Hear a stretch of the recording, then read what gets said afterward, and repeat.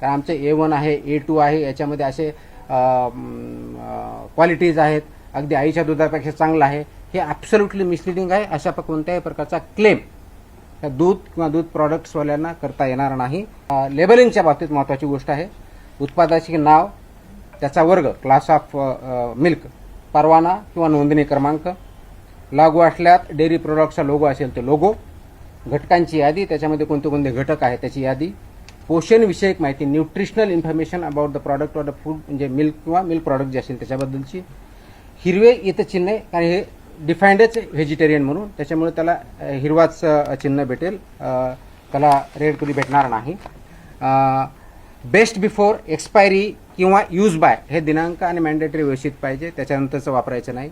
निव्वळ प्रमाण म्हणजे किती, नेट ज्याला म्हणू ते किती आहे, उत्पादक किंवा पॅकिंग करण्याचे नाव व संपूर्ण पत्ता हे मॅन्डेटरी आहे.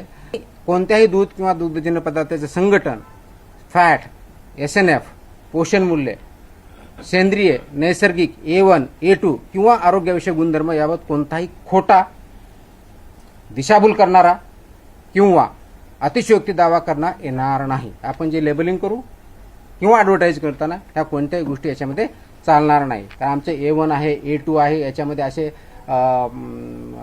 क्वालिटीज आहेत, अगदी आईच्या दुधापेक्षा चांगलं आहे, हे ॲब्सोल्युटली मिसलिडिंग आहे. अशा कोणत्याही प्रकारचा क्लेम दूध किंवा दूध प्रॉडक्ट्सवाल्यांना करता येणार नाही. आणि असं जर कोणी करत असेल त्यांच्यावरती प्रॉसिक्युशन आणि क्रिमिनल प्रोसिडिंग सुद्धा आम्ही करू.